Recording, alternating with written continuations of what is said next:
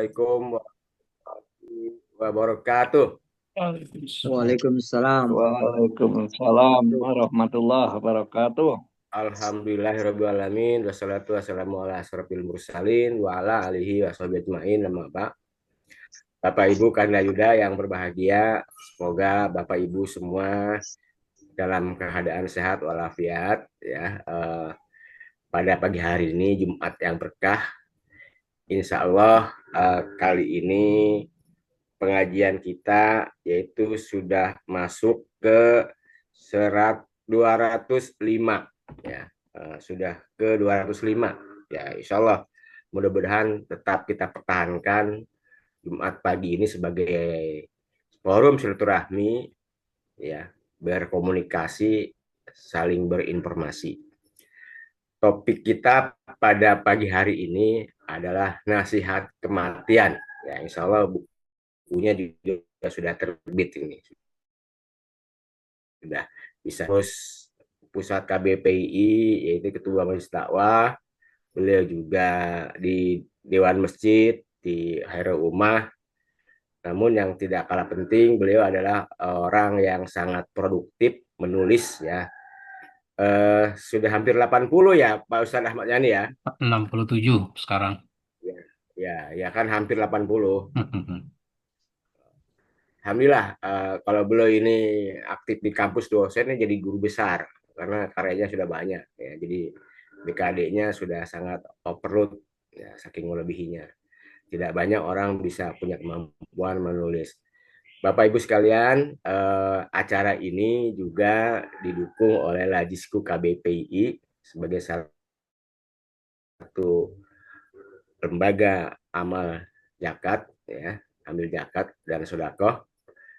Bila ada yang ingin menyalurkan infak sedekah, silahkan disalurkan melalui rekening Lajisku pusat, atau nanti kalau memang masing-masing provinsi sudah ada Lajiskunya ya, silahkan manfaatkan, berdayakan Lajisku di masing-masing provinsi.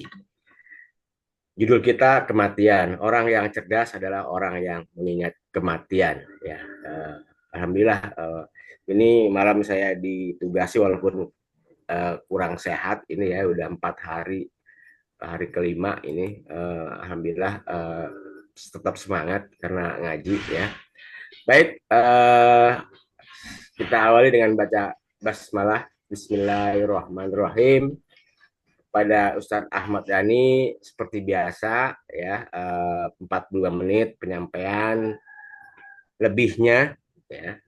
Jadi bukan sisa ya, lebihnya adalah dialog. Kalau bisa, kalau ada yang akan dikomentari, ditanya, nanti kita kasih forum, dan mohon untuk raise hand terlebih dahulu. Jadi biar termonitor siapa saja yang akan menyampaikan gagasan, pendapat, dan pertanyaan.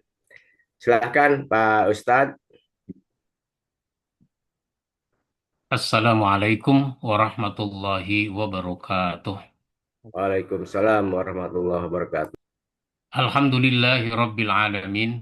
Alladzi khalaqal mauta wal hayata liyabluwakum ayyukum ahsanu amala.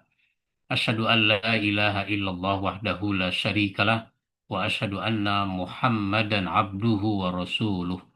Allahumma salli wa sallim wa barik ala nabiyyina Muhammad wa ala alihi wa ashabihi ajma'in, amma ba'd.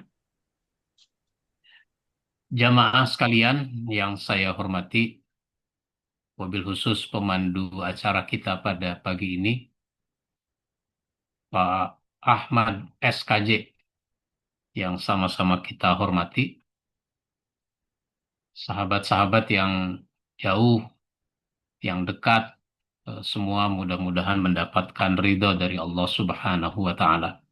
Amin ya Rabbal Alamin. Salawat dan salam kita sampaikan kepada Nabi kita Muhammad Sallallahu Alaihi Wasallam, kepada keluarganya, sahabatnya, dan para penerusnya. Alhamdulillah, saya baru saja menerbitkan buku yang ke-66. Sebentar lagi akan terbit buku yang ke-67. Buku 66 ini saya beri judul Nasihat Kematian. Saya suka memberikan ceramah kalau ada orang kematian, dalam takziah, dalam menjelang atau sesudah sholat jenazah, dan sebagainya, forum-forum seperti itu. Meskipun pembicaraan tentang kematian itu tidak hanya pada momen seperti itu, di dalam khutbah, dalam ceramah, pengajian, dan seterusnya, itu juga penting. Karena apa? Karena banyak orang lupa kepada mati. Lupa kepada mati itu bukannya lupa bahwa dia bakal mati. Ketika orang masih muda, kadang dia lupa kepada mati. Kenapa? Dia beranggapan mati masih lama nanti kalau sudah tua. Ketika dia sehat, dia lupa bahwa dia bakal mati. Kenapa?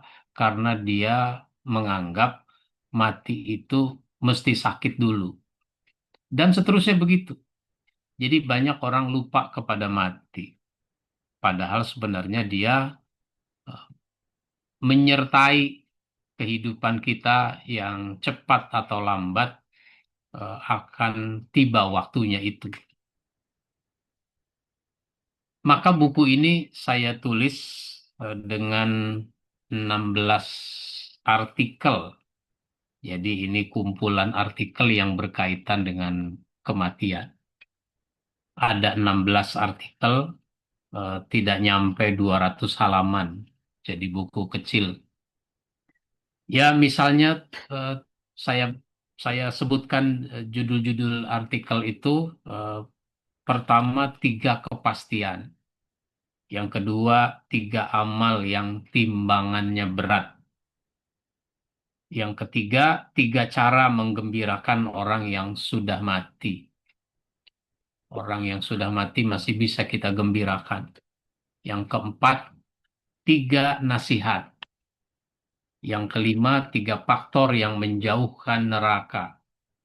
Yang keenam, 3 dialog di padang mahsyar. Nanti kan manusia sesudah kiamat, manusia dibangkitkan dan akan dikumpulkan di padang mahsyar. Diadili, dihitung, ditimbang amalnya, lalu terjadilah dialog di padang mahsyar itu. Ada 3 dialog di padang mahsyar. Yang ketujuh, 3 saksi amal. Apapun yang kita lakukan ada saksinya.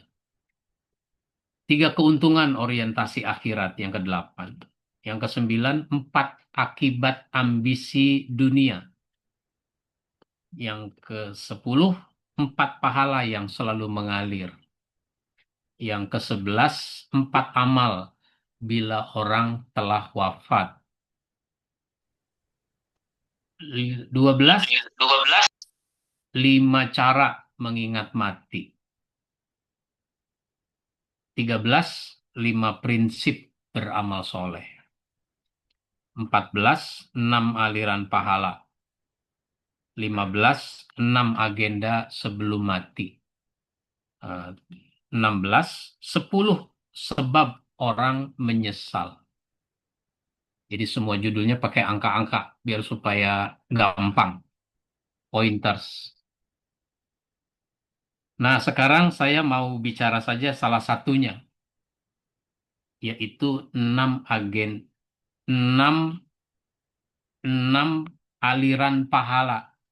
Nah, kalau kita sudah mati, kan enak kalau karena sudah tidak beramal, orang sudah mati kan tidak lagi beramal. Maka bagaimana supaya pahalanya masih bisa dia dapat, pahalanya masih mengalir, sehingga kita punya waktu yang sangat terbatas dalam hidup. Bagaimana waktu yang terbatas itu bisa efektif? Nah, salah satunya adalah melakukan hal-hal yang seandainya kita sudah mati, pahalanya masih kita dapat. Ini ada 6, 6 aliran pahala itu. Yang pertama adalah berdakwah. Kalau kita sudah mati, tapi dalam hidup kita berdakwah, maka insya Allah pahala dari dakwah itu akan terus mengalir kepada kita. Yang dimaksud dakwah bukan khutbah, bukan ceramah saja. Dakwah itu kan mengajak, menyeru, memanggil orang supaya beriman dan taat kepada Allah. Maka ketika ada orang kita dakwahkan, lalu dia menjadi taat, dia beramal soleh, dia dapat pahala, kita pun dapat pahala orang itu karena dia menjadi taat dengan sebab kita yang berdakwah kepadanya. Kalau orang memahami ini, maka orang jadi bersemangat untuk berdakwah itu. Di dalam satu hadis, Rasulullah Shallallahu Alaihi Wasallam bersabda, riwayat Ahmad, Muslim dan lain-lain, man dalla ala khairin falahu mislu ajri fa'ilihi. Barang siapa yang menunjukkan pada kebaikan, maka dia mendapatkan pahala dari amal orang yang melakukannya. Contoh, ada orang tidak sholat, ada orang membenci sholat, dia tidak paham tentang sholat. Kita berdakwah kepadanya. Dengan sebab kita berdakwah kepadanya, itu orang jadi senang dengan sholat. Dia pelajari sholat sampai bisa, dia laksanakan sholat, maka dia sholat dapat pahala. Kita pun dapat pahala sholatnya orang itu. Sebab orang itu sampai dia melaksanakan sholat dengan sebab kita yang berdakwah kepadanya. Nah, begitu. Tapi jangan salah paham. Oh, kalau begitu saya ngajak orang sholat aja lah. Sayanya nggak usah sholat. Bukan begitu. Nah, justru kalau kitanya nggak sholat, itu yang kita sudah hafal ayatnya dari dulu. Ya ayyuhalladzina amanu lima taquluna ma la taf'alun kabura maqtan indallahi an taqulu ma la taf'alun. Hai orang beriman, mengapa kamu katakan apa yang tidak kamu kerjakan? Amat besar kemurkaan di sisi Allah pada orang yang mengatakan apa yang tidak dikerjakannya. Ayat ini kan dulu ada sahabat ngobrol-ngobrol. Ketika ngobrol-ngobrol itu, sampailah pada kalimat, kita ini udah lama juga jadi orang beriman. Tapi kok belum disuruh perang ya? Ya, perang memang belum ada. Emang kalau disuruh perang, ente mau? Ya kalau disuruh masa nggak mau? Ya memang belum ada ya nggak usah perang. Nah, perang kan nggak usah dimula-mulain kan gitu. Ternyata Nabi mendapatkan informasi bahwa orang-orang kafir dari Mekah sudah berangkat dengan pasukan perang yang banyak. Lalu Allah turunkan ayat yang memerintahkan kaum muslimin untuk berperang. Siapkan segala sesuatunya untuk berperang. Disampaikanlah itu ayat kepada para sahabat. Termasuk yang kemarin ngobrol itu. Eh, udah turun tuh perintah berperang. Ah, masa? Iya. Kok cepet banget? Lah, ente bilang kemarin kalau disuruh perang masa nggak mau. Nah, sekarang udah disuruh ini. Ayo kita siap-siap. Ya, jangan secepat itu dong. Nanti-nanti kayak gitu. Nah, maka turun ini ayat. Mengapa kamu katakan apa yang tidak kamu kerjakan? Jadi berdakwah. Maka dakwah itu tugas yang sangat mulia. Disebut mulia karena melanjutkan tugas Nabi. Jadi bukan jadi nabinya yang harus dilanjutkan, tapi tugasnya yang dilanjutkan, yaitu berdakwah. Dakwah itu penting karena semua orang pasti membutuhkan dakwah. Sadar atau tidak, semua orang membutuhkan dakwah. Sehingga dia dibutuhkan orang. Dakwah itu dibutuhkan. Ini satu. Yang kedua adalah mengajarkan ilmu. Supaya mengalir pahala, ilmu itu jangan disimpan. Ilmu itu diajarkan lagi, disampaikan lagi, sehingga orang yang semula tidak punya ilmu jadi berilmu. Orang yang semula tidak tahu jadi tahu. Bahkan orang yang semula tidak bisa melakukan kebaikan jadi bisa. itu karena ilmu yang disampaikan.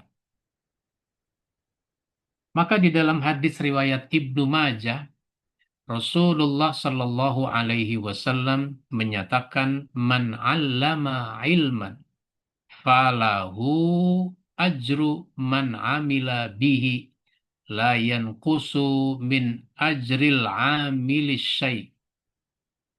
Barang siapa yang mengajarkan ilmu, ilmu diajarkan, maka dia memperoleh pahala dari orang yang mengamalkannya, dan pahala, dan dia tidak berkurang sekalipun. Nah, jadi kalau kita punya ilmu, ilmu apa ini? Nggak usah dulu ilmu agama deh. Punya ilmu bikin kue. Nah, misalnya begitu. Punya ilmu bikin kue. Maka kita mengajarkan bagaimana cara bikin kue itu. Orang itu bisa. Bikin kue dia bisa. Bahkan macam-macam kue dia bisa. Dengan sebab dia sudah bisa, maka dia kemudian misalnya memproduksi banyak. Lalu dia jualan. Nah, dia menjual kue, lalu dia mendapatkan penghasilan dari menjual kue. Sehingga orang itu tidak lagi minta-minta, tidak lagi mengemis, tidak lagi minjem duit melulu, karena dia sekarang sudah bisa nyari duit sendiri. Itu namanya ilmu yang bermanfaat. Maka dengan dia dapat uang, dia dapat penghasilan, dia bisa menghidupi keluarganya, dia bisa menyekolahkan anaknya, wah itu besar sekali itu pahalanya. Kita yang mengajarkan bikin kue itu dapat itu pahala dari amal dia. Bikin kue, dia cari uang, dan seterusnya. Seandainya banyak orang yang kita begitukan dengan sebab ilmu yang kita punya, wah, itu luar biasa pahalanya. Nah, begitu juga dalam konteks ilmu agama. Orang tadi semula tidak ngerti sholat, lalu kita ajari dia sholat. Lalu sesudah dia bisa sholat, kita dapat pahala dari mengajarkan ilmu. Makanya ilmu itu harus disampaikan lagi. Ilmu itu harus mengalir. Menyampaikannya bisa dengan lisan, dengan ngomong. Ngomong itu bisa ngomong satu orang dengan satu orang, ngobrol tentang ilmu, bisa satu orang dengan sekelompok orang, bisa satu orang dengan banyak orang. Jadi ilmu itu disampaikan secara lisan. Yang kedua, menyampaikannya juga dengan tulisan. Nah, karenanya luar biasa itu pahalanya ulama-ulama kita yang menulis. Orangnya sudah wafat berabad-abad lamanya, tapi kita masih belajar kepadanya. Nah, saya mengistilahkannya belajar kepada almarhum. Orangnya udah wafat, tapi kita masih belajar kepada Buya Hamka, masih belajar kepada Muhammad Nasir, masih belajar kepada Munawar Khalil. Penulis buku apa Munawar Khalil? Kelengkapan Tarikh Muhammad. Masih belajar kepada Imam Nawawi, masih belajar kepada Imam Ghazali, dan seterusnya. Begitu banyak. Di situ kelebihan menulis. Sehingga saya pun jadi termotivasi, saya ingin menulis sebanyak-banyaknya sesuai dengan kemampuan dan kesempatan. Nah, begitu. Jadi, ilmu itu jangan disimpan. Karenanya karena diamanahi menjadi ketua majelis dakwah, maka program yang pertama dan gampang untuk dilakukan adalah bikin buletin yang disebarluaskan dengan format PDF.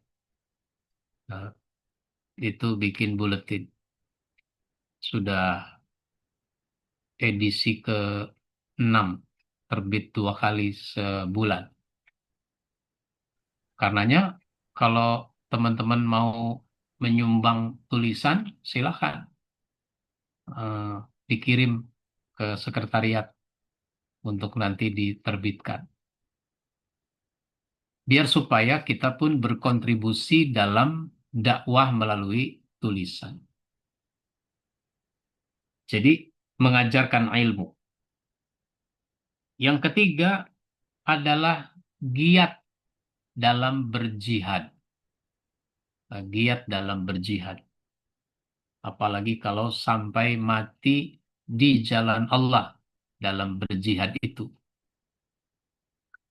Di dalam satu hadis riwayat Ahmad dan At-Tabrani, Rasulullah Shallallahu Alaihi Wasallam menyatakan arbaun tajri ujurahum ba'dal maut. Ada empat, ada 4 perkara yang mengalir pahalanya. Pahalanya terus mengalir kepada pelakunya. Meskipun dia sudah mati. Ba'dal maut, sudah mati.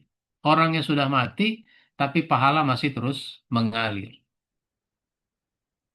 Apa itu?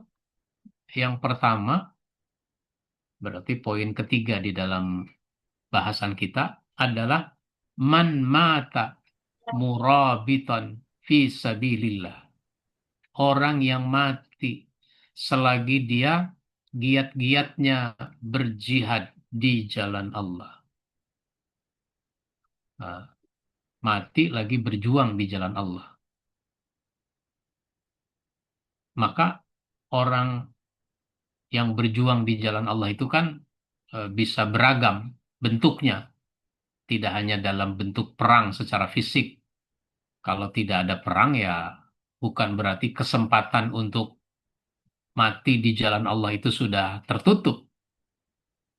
Tidak selalu dalam bentuk berperang. Dalam berbagai macam aktivitas kebaikan, sifatnya perjuangan di jalan Allah, maka itu insya Allah masuk dalam kategori mati syahid. Nah, bahkan ada namanya mati syahid yang sifatnya dunia, mati syahid dunia, yaitu misalnya orang, ada seorang ibu mati waktu melahirkan, dan seterusnya. Orang yang mati lagi dalam menuntut ilmu, karena orang menuntut ilmu itu di jalan Allah. Man kharaja fi talabil ilmi fahuwa fi sabilillah hatta yarji'a. Siapa yang keluar dari rumahnya dalam rangka mencari ilmu, maka dia berada di jalan Allah sampai dia kembali. Enggak usah nanya, bagaimana kalau nyari ilmunya enggak keluar dari rumah, tetap di rumah, kayak kita sekarang ini, di rumah masing-masing.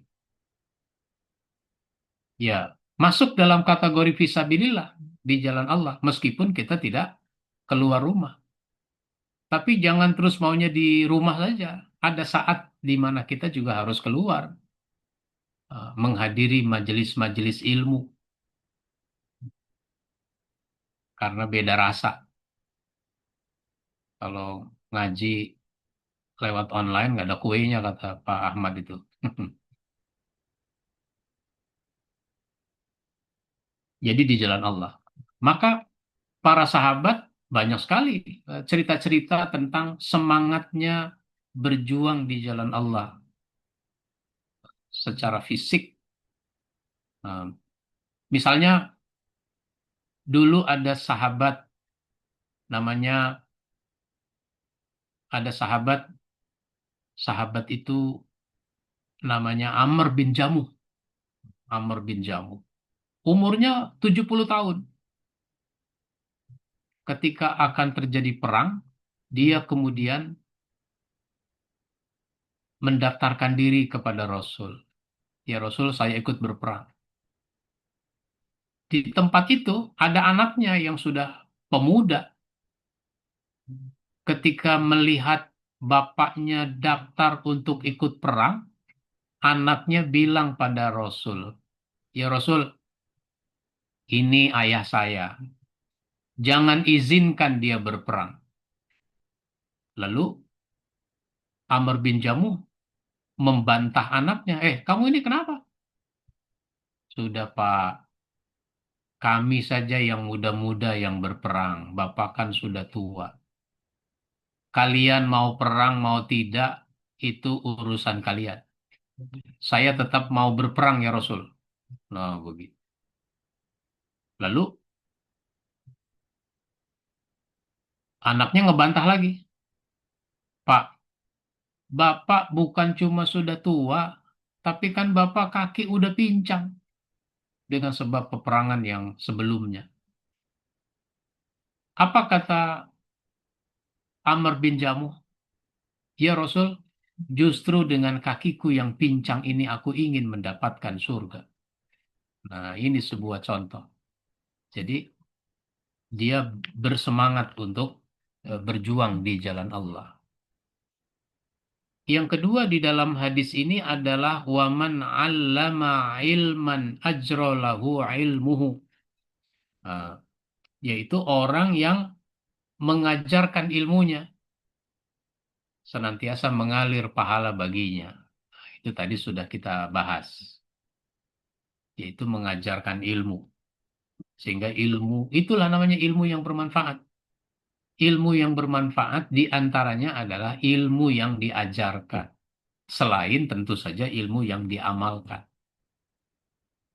Ini kan kadang-kadang kita dapati ada orang ilmunya banyak, ngajarnya tidak. Nah, dan ngajar itu nggak mesti di sekolah, di perguruan tinggi, di majelis taklim, tidak, di mana saja. Dia bisa memanfaatkan berbagai macam forum untuk mengajarkan ilmu. Nah, yang ketiga ada yang ketiga waman tasaddaqa bi sadaqatin fa ajruha lahu ma wujidat, yaitu bersedekah. Nah, orang yang bersedekah dimanapun sedekah itu diletakkan. Ini maksudnya adalah wakaf kalau bahasa lain. Sedekah maka disebut ada namanya amal jariah. Nah, amal jariah yaitu uang, itu sebenarnya bahasa masyarakat kita amal jariah. Amal yang pahalanya mengalir. Nah, tapi berarti wakaf. Cuma kan di masjid suka ada tulisan kotak amal jariah. Lah, kalau disebut amal jariah itu mestinya berupa wakaf, kategori wakaf, sehingga manfaatnya harus didapat, uangnya jangan habis. Nah, wakaf. Jadi kalau orang berwakaf, maka pahalanya akan terus mengalir meskipun dia sudah mati.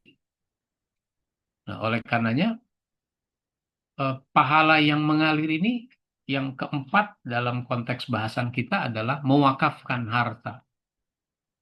Wakaf itu artinya berhenti. Wakaf artinya berhenti. Maksudnya apa?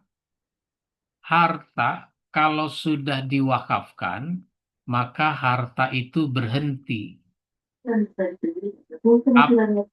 Apanya yang berhenti? Kepemilikannya yang berhenti. Nah, kalau bahasa kita namanya sudah nggak boleh pindah tangan. Nggak boleh dijual. Wakaf nggak boleh dijual. Kemudian wakaf itu nggak bisa diwariskan. Nggak bisa dibagikan lagi kepada orang lain. Berhenti sudah kepemilikannya. Jadi milik siapa? Milik kaum muslimin. Milik Allah yang dimanfaatkan oleh kaum muslimin. Karenanya kita dapat informasi bahwa di Mekah apa di Madinah, itu ada hotel. Hotel itu dulu tanahnya adalah wakaf dari Utsman bin Affan. Kan lama sekali itu, udah 15 abad. Utsman bin Affan mewakafkan tanah, dikelola dengan baik terus secara terus-menerus sampai kemudian sekarang udah jadi hotel. Hotelnya tentu disewakan. Ada keuntungannya, maka keuntungannya itu nanti digunakan untuk kemaslahatan kaum muslimin. Itu berarti Utsman bin Affan pahalanya masih terus mengalir sampai sekarang. Itu mewakafkan harta. Kemudian warajulun taroka waladan salihan yad'u lahu, yaitu orang yang meninggalkan anak soleh yang selalu mendoakannya. Itu yang kelima berarti. Yang kelima. Pahala mengalir eh, melalui anak soleh. Maka anak soleh itu boleh dikategorikan ada dua macam. Ada dua macam. Yang pertama adalah anak biologis. Nah, anak biologis. Anak biologis itu ya anak kita.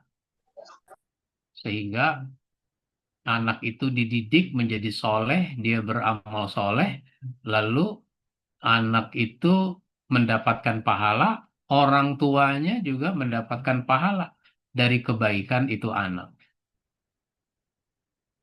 Nah, kalau anak biologis ya sebanyak-banyaknya kita punya anak, apalagi orang sekarang, anak-anak sekarang, anaknya sedikit, anak kedua, anak ketiga. Kalau orang-orang tua kita dulu, anaknya 6, 8, 10 lebih. Ya, sebanyak-banyaknya anak biologis itu tidak banyak.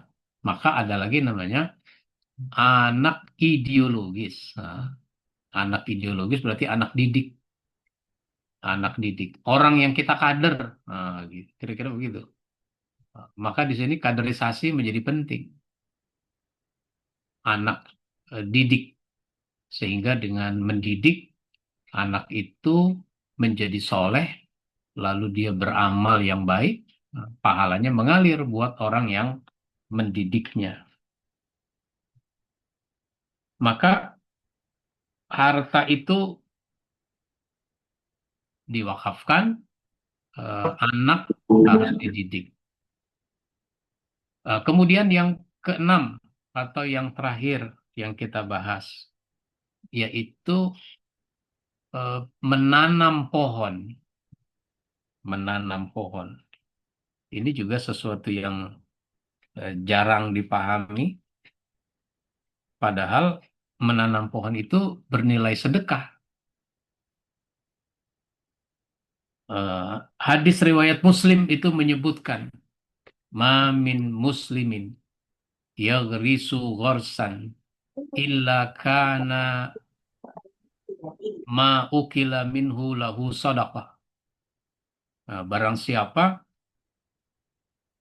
atau tidaklah seorang muslim menanam tanaman kecuali dia mendapatkan pahala sedekah dari apa yang dimakan dari tanaman itu.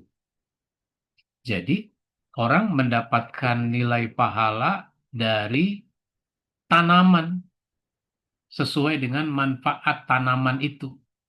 Kalau berupa buah, orang makan buahnya, maka dia dapat pahala. Sedekah, sedekah buah. Misalnya menanam pohon pisang, lalu pisangnya berbuah, buahnya dimakan burung. Nah, sedekah sama burung.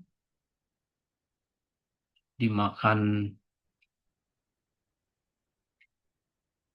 oleh bajing, tahu bajing.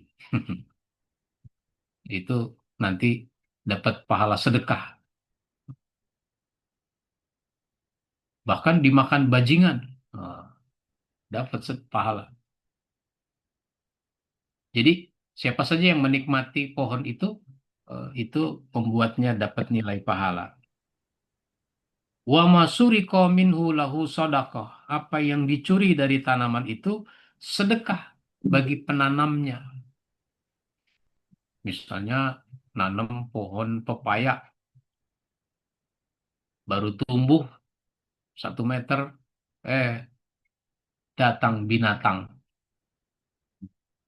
datang sapi, datang kerbau, lalu dimakan daunnya habis. Nah, itu sedekah. Nilainya sedekah. Begitu seterusnya. Sehingga kalau kita menanam pohon, kita dapat nilai sedekahnya dari hasilnya. Misalnya hasilnya itu tidak hanya buah, sebab ada pohon yang diharapkan bukan dari buahnya. Ada pohon yang diharapkan dari daunnya.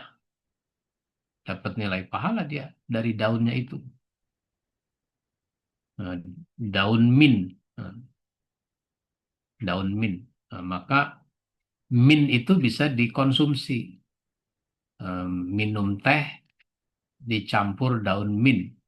Itu apalagi daun mint bisa dikembangkan untuk berbagai macam produk. Apalagi daun pisang. Kalau pisang batu orang tidak begitu suka, tapi daunnya orang suka.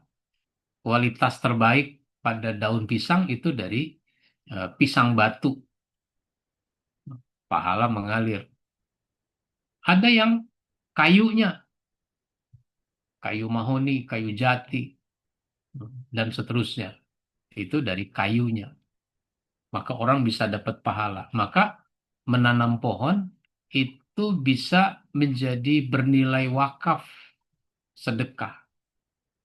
Apalagi eh, kalau pohon-pohon yang produktif menghasilkan banyak uang, bisa dikembangkan wakaf pohon. Bisa dikembangkan wakaf pohon. Misalnya pohon sawit dan sebagainya. Jadi ini yang saya bahas tentang 6 aliran pahala. Sehingga sekalipun kita sudah mati, mudah-mudahan kita tetap mendapatkan pahala dari amal yang kita lakukan. Ini yang saya sampaikan.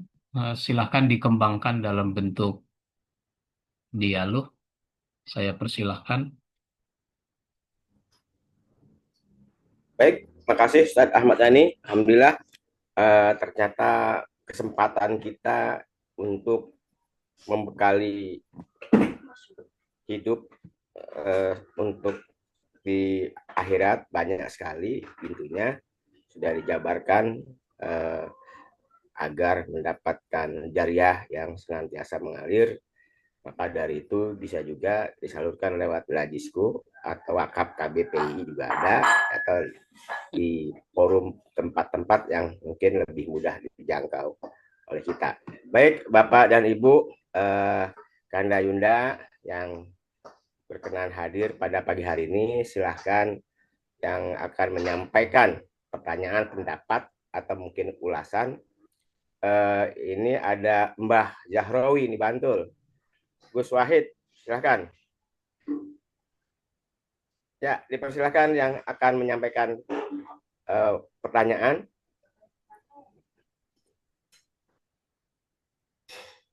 Ya, jadi memang soal kematian itu seperti apa yang disampaikan oleh Ustadz Ahmad Dhani tadi, tidak tua, tidak muda, tidak sakit dulu ya. Jadi karena kematian itu adalah sesuatu yang pasti, hanya waktu dan tempat saja yang kita tidak tahu. Kalau semua orang pasti akan mati. Ini ada 2 orang ya, ini Pak Mashuri Alwi dan Mbah Zahrawi dan Gus Wahid.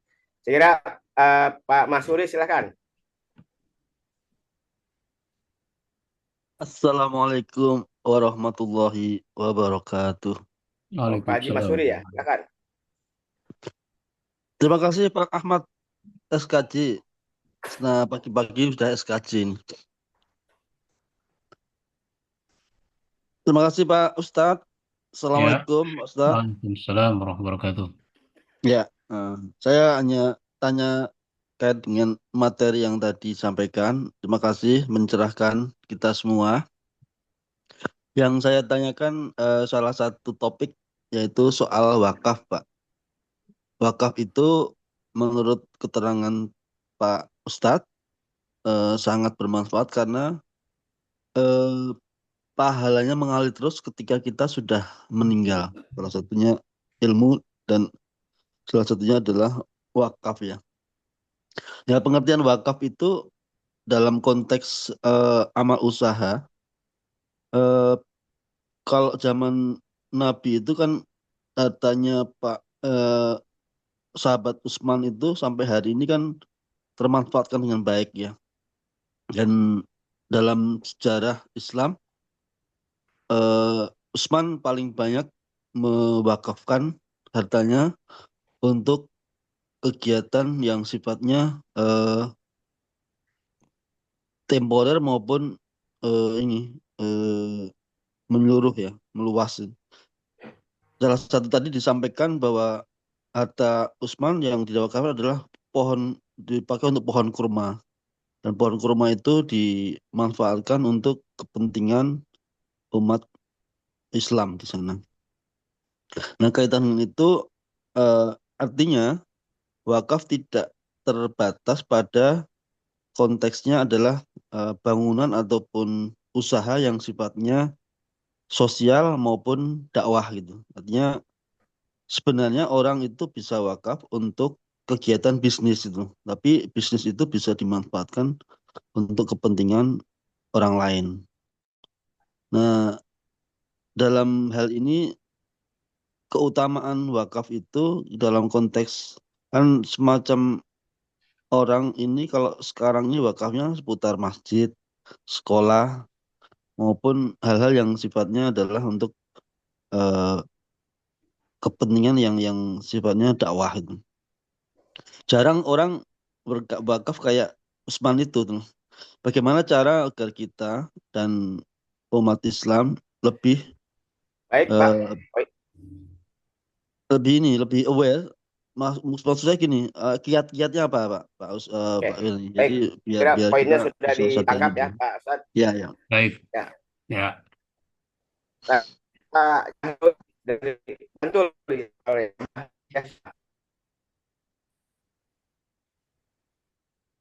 Dari, program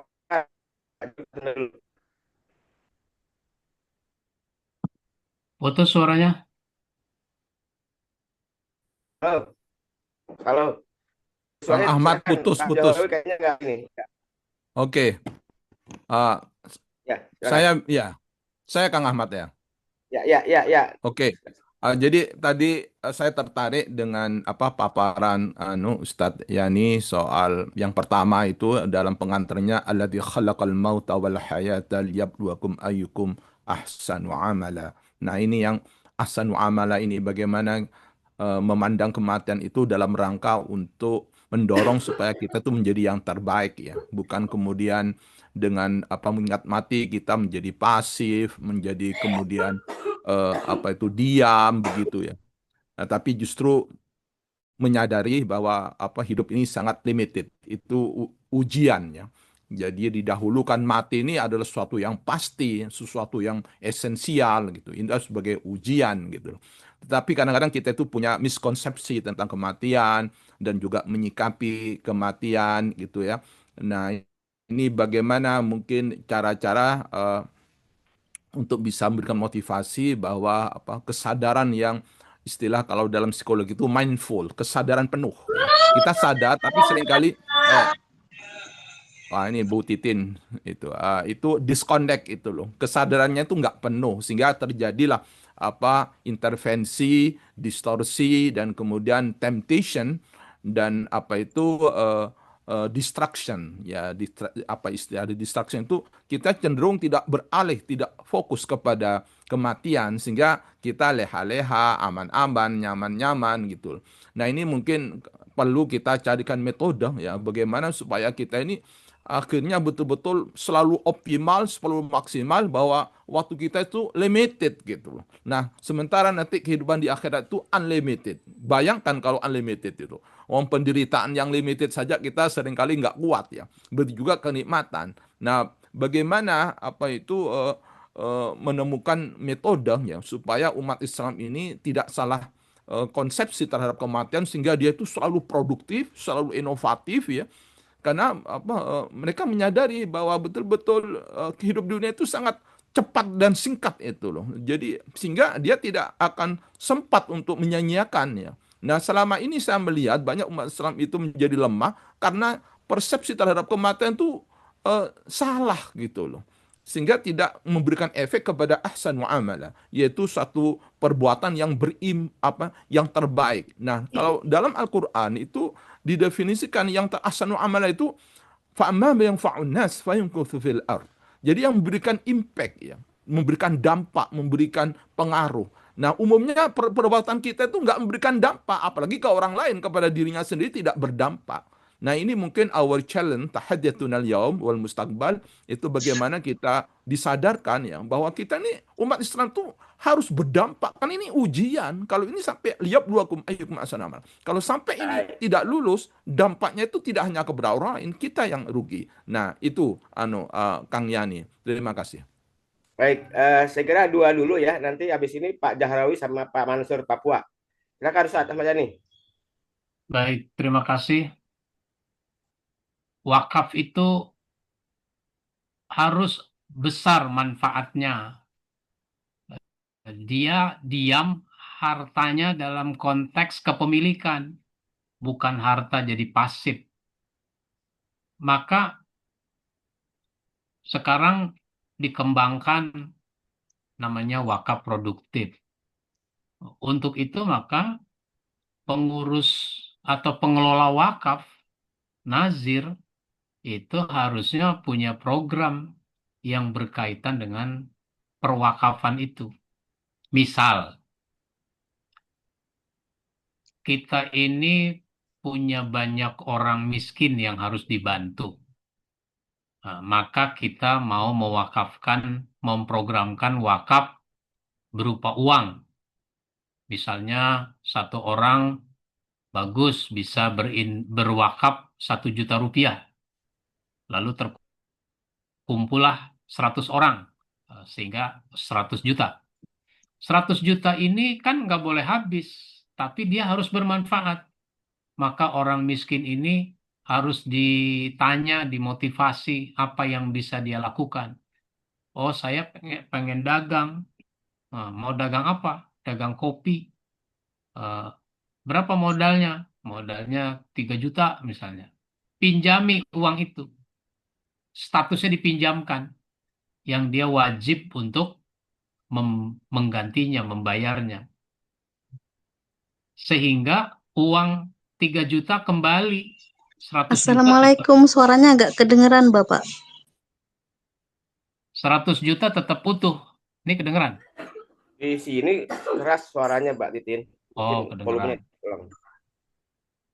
Jadi 100 juta tetap utuh, namun satu orang itu sudah bisa dibantu. Itu namanya menyelesaikan masalah tanpa masalah. Nah. Lalu, apalagi? Begitu seterusnya. Sehingga programnya apa ini? Jangan cuma program mengumpulkan dana wakaf atau berwakaf, tapi dia tidak bisa mengelolanya. Misalnya masjid saja, secara fisik untuk masjid, tapi kan bisa dikembangkan untuk sesuatu yang lebih produktif lagi. Jadi sosialisasi dari apa yang diprogramkan, sehingga persepsi orang tentang wakaf itu bisa lebih luas, tidak hanya persepsinya wakaf untuk masjid, pesantren, dan seterusnya.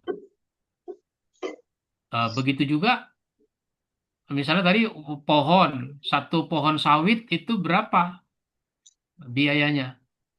Lalu hasilnya digunakan untuk kemaslahatan umat. Begitu Pak, soal wakaf. Lalu mati itu memang dari Pak Wahid ya, mati itu nggak usah ditunggu. Mati nggak usah ditunggu. Dia mah ditunggu nggak ditunggu tetap datang pada waktunya. Maka orang harus mengefektifkan waktu hidup untuk sesuatu yang bermanfaat. Sehingga Rasul sudah mengatakan khairun nas anfa'uhum linnas. Yang paling baik di antara kamu yang paling bermanfaat. Maka Nabi Ibrahim alaihi salam kan banyak berdoa. Di antara doanya adalah waj'alli lisana sidqin fil akhirin. Jadikanlah aku buah tutur kata yang baik bagi orang-orang yang yang akan datang. Menjadi buah tutur kata yang baik bagi generasi kemudian. Itu artinya kalau mau jadi buah tutur kata yang baik, ya orang harus bermanfaat, orang harus beramal soleh, orang harus produktif, dan seterusnya. Apalagi saya ini orang Betawi. Orang Betawi itu kalau ada orang meninggal, kan disolatkan di masjid. Sebelum disolatkan di masjid, sebelum disolatkan, atau sesudah disolatkan, itu ada semacam sambutan dari tokoh masyarakat misalnya, selain dari keluarga. Lalu diceritakan di antara kebaikan-kebaikannya. Lalu kita diajak mempersaksikan. Ishadu bi anna hadhil janazah min ahlil khair. Mari kita saksikan bahwa jenazah ini adalah termasuk orang baik. Diceritakan kebaikannya, enak merespon bahwa dia memang orang baik. Sehingga orang secara spontan mengatakan khair. Yang repot ketika nggak ada yang bisa diceritakan dari kebaikan orang ini. Lalu kita diajak mempersaksikan. Mari kita saksikan. Jenazah ini termasuk orang baik. Lah kita berkata dalam hati, baik dari mana nih orang? Ke masjid yang nggak pernah. Ini juga baru tumben ke masjid digotong. Baik dari mana? Nah, itu begitu. Ya sudahlah, hoir aja. Nggak enak sama tetangga kan gitu. Nah, jadi supaya orang, bukan berarti kita berbuat baik ingin diceritakan, memang sudah harus begitu. Udah begitu adanya. Sehingga kalau kita takziah, itu bagus kita ngomong tentang almarhum, tentang almarhumah. Ngomong apanya? Sejumlah kebaikannya. Begitu. Cuma karena nggak ada kebaikannya, akhirnya apa? Takziah ngomongin sepak bola. Bukan ngomongin tentang kebaikan almarhum. Ceritakan. Sambil main gaple Ustaz ya. Iya, ceritakan. Saya salut luar biasa ini almarhum. Semasa hidupnya begini, begini, begini. Oh, iya. Jadi, dan dalam hidup ini kita harus menyelesaikan banyak masalah. Maka di dalam buku ini, itu juga dibahas tentang agenda sebelum mati. Agenda sebelum mati. Setidaknya ada 6. Nah, di antaranya, bayar utang. Kalau punya utang, bayar utang. Jangan sampai mati meninggalkan utang. Maka dulu Nabi ketika mau sholat jenazah, Nabi tanya dulu sahabat yang hadir, hal taroka syai'a, apakah ini almarhum meninggalkan sesuatu apa tidak? Yang hadir jawab, lah, tidak. Lalu Nabi nanya berikutnya, wa alaihi dainun, dia punya utang apa tidak? Ada sahabat eh, angkat 2 jari sambil mengatakan, ada ya Rasul, utangnya dinaron, 2 dinar. Mendengar dia punya utang 2 dinar, Nabi mengatakan, sallu ala sahibikum. Kalau begitu kalian yang menyolatkan jenazah ini. Saya tidak mau menyolatkan jenazah. Bedakan antara tidak mau dengan tidak boleh. Ini kadang-kadang orang tidak paham. Oh, karena Nabi nggak mengerjakan, kita nggak usah ngerjain juga. Jangan disolatin orang punya utang. Bukan begitu. Nabi nyuruh sahabat. Nabinya nggak mau. Kok Nabi nggak mau? karena Nabi itu pemimpin. Yang namanya pemimpin jadi rujukan orang. Jangan sampai orang punya utang nggak mau bayar. Yang penting disolatin sama Nabi kalau mati. Nggak bayar juga nggak apa-apa utang. Nggak begitu. Kalau Nabi yang nyolatin masa iya doanya nggak diijabah. Nggak begitu. Maka ada sahabat Abu Qatadah. Abu Qatadah mengatakan, Huma alayya ya Rasulullah. Kalau begitu utangnya saya yang bayar. Fasalla alaih, maka Rasulullah menyolatkannya. Itu di antara agenda. Jangan mati jadi omongan orang. Aduh, kesian banget itu almarhum. Kenapa? Oh, utang sama gua nggak bayar-bayar. Nah, gitu. Dan seterusnya begitu. Baik, lanjut. Baik, Ustaz. Berikutnya Mbah Jahrawi, Bantul, dan Pak Mansur, Papua, siap-siap. Silakan, Mbah. Ya, assalamualaikum warahmatullahi wabarakatuh. Waalaikumsalam. Alhamdulillah, moga-moga pagi ini banyak hikmah yang dapat dipetik untuk kemaslahatan hidup bersama. Saya ini Ustadz memahami bahwa hikmah infak, karena infak ini tanda orang bertakwa sekaligus orang yang beriman. Ada pada surat Al-Baqarah ayat 3 dan Al-Anfal ayat 3 juga itu. Nah, saya memahami bahwa infak itu hikmahnya satu, gugur kewajiban. Yang kedua, orang yang berinfak terjaga rezekinya. Yang ketiga, orang yang berinfak ini terjaga sehatnya. Karena orang yang berinfak dijauhkan dari kecemasan.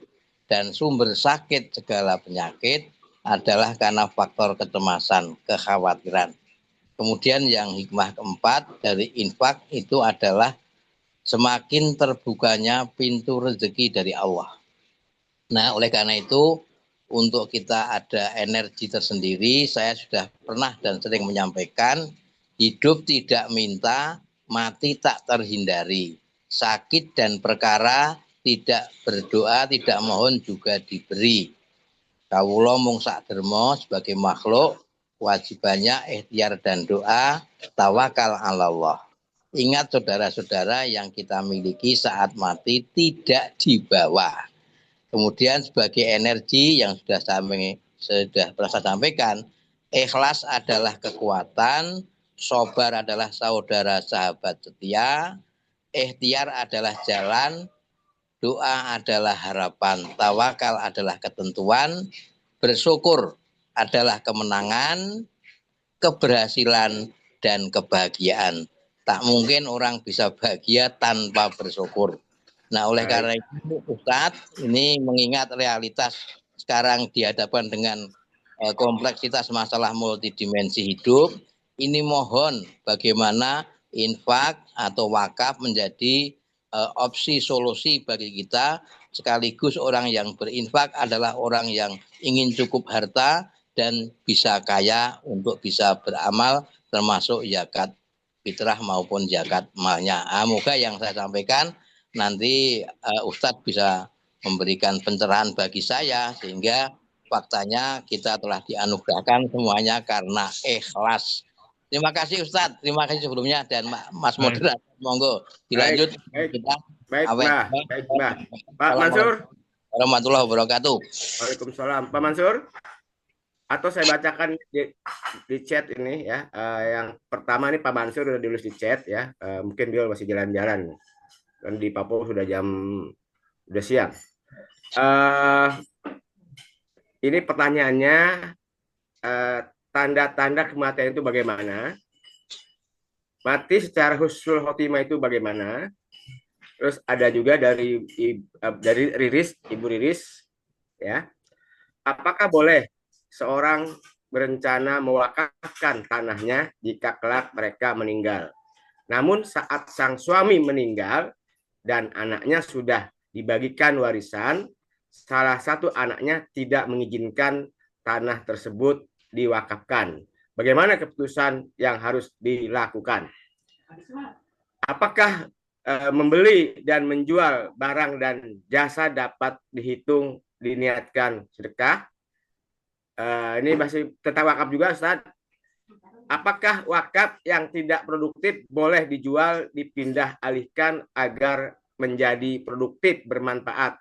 Ini dari Andriani Rahmita. Nah, berikutnya dari Bu Husna. Assalamualaikum. Tanya Ustadz, apakah batasan secara hukum bagi pengelola wakaf dalam mengambil manfaat bagi kepentingan pribadi? Terima kasih. Masih juga ini Ustadz, sekalian dari Samsung SMA 145F ya. Apakah kematian bisa diundur lewat doa? Apakah boleh berdakwah walaupun ilmunya tidak setinggi UAS dan UAH? Dari Oke, ini Pak Ade Salamun izin lab. Silakan Ustadz. Baik, terima kasih tentang harta tadi ya. Ya, pada intinya pertanggungjawaban harta itu kan ada dua. Min ainak tasabahu. Dari mana kamu dapat? Maksudnya halal apa tidak. Lalu wafima anfaqohu. Untuk apa harta itu dibelanjakan, digunakan.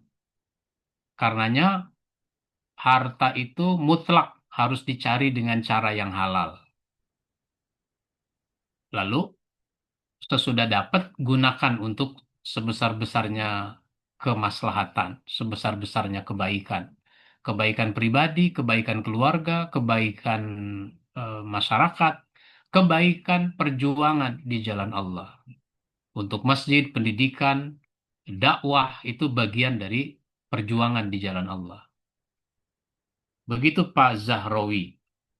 Tentang tanda kematian, ya orang itu kan kalau sudah dekat dengan saatnya kematian, kalau orang sakit kan bisa dicek, misalnya eh, tanda-tanda kematian itu dari kaki. Ruh itu dicabut dari kaki, sehingga ketika tadinya hangat, kemudian kakinya dingin, lalu betisnya dingin, pahanya dingin, nah itu namanya sampai nanti ruh itu keluar dari kepala, lewat kepala. Makanya orang mati itu ketika nyawanya sudah tercabut, ruhnya sudah tercabut, itu matanya melihat ke atas. Matanya melihat ke atas. Mendelik ke. Sehingga disunnahkan dan diharuskan kalau orang sudah mati, matanya mendelik dan tidak balik lagi, maka dia harus diusap. Eh, Diusap mukanya, matanya, supaya matanya merem, tertutup. Kalau enggak nanti kaku, sehingga dia terbuka terus matanya itu. Ya, kita taunya tanda-tanda orang itu mati, eh, itu karena kita taunya sudah dia mati. Sebelum dia mati, ada kira-kira 2 minggu yang lalu, dia datang ke TPU. Dia datang ke TPU. Saya di sini aja nih, enak nih di sini. Ya gitu. Eh, meninggal baru. Itu namanya Jadi nggak banjir Ustadz ya. eh, itu namanya firasat lah macam-macam. Oh, istilah orang. Kalau orang Betawi bilang, oh rupanya dia mau nandain, nah gitu. Oh, mau nandain tanda.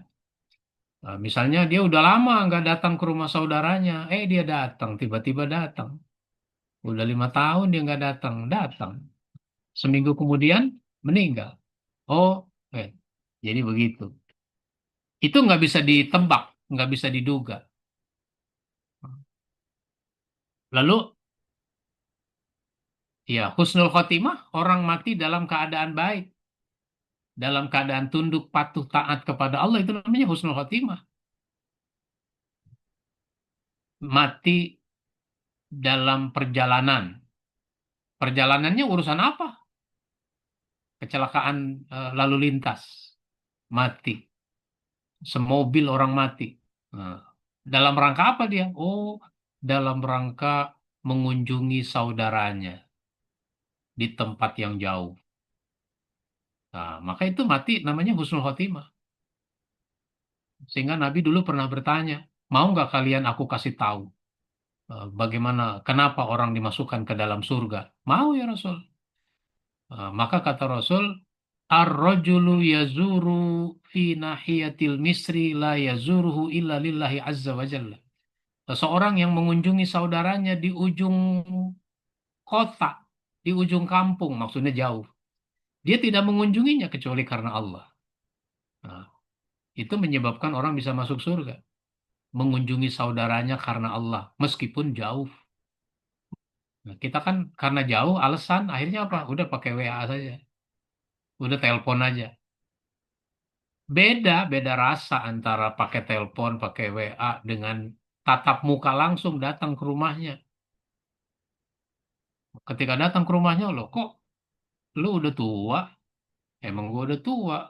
Itu di WA fotonya masih muda. Nah, itu kan foto 30 tahun yang lalu yang gua pasang. Itu contoh. Jadi apa saja aktivitas kebaikan yang kita lakukan, lalu kita mati pada saat itu namanya husnul khotimah. Baik. Soal punya misalnya tanah itu mau diwakafkan, tapi nanti kalau udah mati, ya itu namanya wasiat. Maka diwasiatkan. Kalau eksekusinya udah mati, diwasiatkan. Tapi yang bagus sekarang, sebelum mati, sehingga nggak diganggu gugat oleh keluarga. Karena harta itu harus pakai administrasi, maka diurus administrasinya. Jangan cuma ngomong. Kalau ngomong orang nggak percaya zaman sekarang. Sehingga itu harus orang bilang hitam di atas putih. Hitam di atas putih itu sebenarnya peci nih. Rambutnya udah ubanan semua. Udah putih semua, pakai peci hitam lah. Itu namanya hitam di atas putih. Ya. Jadi mesti ditulis. Makanya ada ikrar wakaf. Ikrar wakaf. Itu di KUA. KUA nanti mengeluarkan surat ikrar wakaf. Tanda tangan segala macam. Saya punya tanah 1000 meter, 500 meter mau saya wakafkan. Boleh. Nah, setelah itu balik nama ke BPN. Sehingga sertifikatnya sertifikat tanah wakaf. Nah, itu begitu. Jadi kuat. Karena cuma ngomong begitu saja, nggak ada surat-surat, akhirnya apa? Mati. Ketika mati, ini mah harta waris, kata anaknya. Maka kalau jadi anak, sekalipun cuma bapak ibu ngomong begitu saja, belum dicatat dalam bentuk hitam di atas putih, maka itu harus dipercaya, harus dijalankan, dieksekusi. Sehingga tanah 1000 meter sekarang yang jadi warisan cuma 500 meter. Karena yang 500 meter udah diwakafkan. Begitu. Kalau tidak, berdosa dia. Mengambil yang bukan haknya. Maka wakaf itu ada nazirnya. Nazirnya itu bisa mengelola. Kalau nazir nggak bisa mengelola, lebih baik jangan terima. Serahkan pada yang bisa mengelola. Misal, Pak Ustadz, saya punya tanah 10 hektar. Saya pengen eh, dibangun pesantren. Saya serahkan ini tanah kepada Ustadz. Wah, saya nggak bisa Pak kalau bikin pesantren. Nggak punya keahlian saya mengelola pesantren. Misalnya begitu. Nah, kalau mau dibikin rumah sakit, saya bisa. Karena saya ini ahli pengalaman misalnya begitu. Ya nggak apa-apa bikin rumah sakit. Jadi rumah sakit itu tanahnya wakaf. Bagus. Jadi produktif itu namanya. Nah, kalau manfaat dari harta wakaf lalu digunakan untuk pribadi, jangan cuma pribadi. Pengelola memang ada haknya. Ada haknya. Jadi boleh eh, mengambil manfaat kayak zakat itu ada namanya amil. Nah, maka pengelola wakaf karena memang dia ngurusin wakaf secara serius sehingga produktif boleh mengambil bagian dari situ ada ketentuannya. di Undang-Undang Wakaf. Lalu jangan cuma buat pribadi, karena manfaat wakaf itu harus sebesar-besarnya untuk kemaslahatan. Mati itu udah ditentukan waktunya, namanya ajal. Sehingga nggak bisa ditunda. Ya kalau mau ditunda itu mau urusan Allah. Toh kita juga nggak tahu sebenarnya umur kita ini berapa. Eh, kalau kalau kesannya ditunda, oh nggak jadi mati dia, misalnya. Itu bukannya nggak jadi mati, emang belum waktunya. Nah itulah namanya ajal. Kalau dakwah, ilmu sedikit, dakwah itu kan menyampaikan. Yang sedikit sampaikan, yang sedikit sampaikan, begitu. Maka orang yang tidak punya ilmu banyak, itu jangan berfatwa. Nah, berdakwah silahkan, tapi jangan berfatwa. Kalau berfatwa itu, oh misalnya saya lagi ceramah, saya tidak punya kapasitas berfatwa. Pak Ustadz mau bertanya, apa hukumnya bayi tabung? Misalnya begitu. Apa hukumnya? Macam-macam lah orang sekarang itu. Nah, oh, saya nggak punya kapasitas untuk menjawab ini. Saya tidak punya keahlian untuk memastikan hukumnya apa. Tapi saya pernah baca fatwanya Yusuf Qaradawi. Saya pernah baca fatwanya MUI. Oh, oh, bayi tabung itu begini, begini. Boleh, begini. Boleh kalau begini, begini. Nah, gitu. Jadi saya bukannya berfatwa, tapi saya menyampaikan hasil dari fatwa. Jadi siapa saja boleh berdakwah, boleh mengajak untuk menjelaskan, menyampaikan ajaran Islam. Makanya kata Nabi, balighu anni walau ayat, sampaikan dariku walaupun cuma satu ayat. Satu ayat sampaikan, satu ayat sampaikan. Tapi kepada orang yang sama, jangan ayat itu lagi yang disampaikan. Masih banyak ayat lain yang harus dipelajari makanya. Baik, kira-kira begitu. Demikian. Baik, terima kasih Ustaz, Bapak Ibu, Kanda Yuda, saudara-saudara Jumiah yang berbahagia. Ini waktu sudah jam 7.11 di Tanjung Priuk ya. Saya kira masing-masing kita juga ada aktivitas lain yang harus dikerjakan. Sekali lagi Ustaz, terima kasih. Semoga bermanfaat menjadi amal jariah bagi Bapak Ibu Jumiah yang mungkin akan mengembangkan dakwah. Silahkan hubungi Ustadz Ahmad Yani melalui Saudara Maulana. Silahkan kalau ada pesan-pesan buku ya. Udah berapa Ustadz bukunya tadi? 67. 67 jilid ya. Ini beliau sangat produktif ya, inspiratif. Mudah-mudahan kita semua bisa juga mengikutinya. Baik, dari saya ini mohon maaf bila ada yang kurang berkenan. Semoga apa yang sudah kita ikuti pada pagi hari ini bermanfaat buat kita semua. Dan kita berjumpa pada Jumat yang akan datang, insya Allah. Mari kita akhiri dengan baca hamdalah. Alhamdulillahirrahmanirrahim. Subhanaka Allahumma wa bihamdika asyhadu an la ilaha illa anta astaghfiruka wa atubu ilaik. Billahi taufik wal hidayah. Wassalamualaikum warahmatullahi wabarakatuh. Waalaikumsalam. Terima kasih Waalaikumsalam. Ustaz.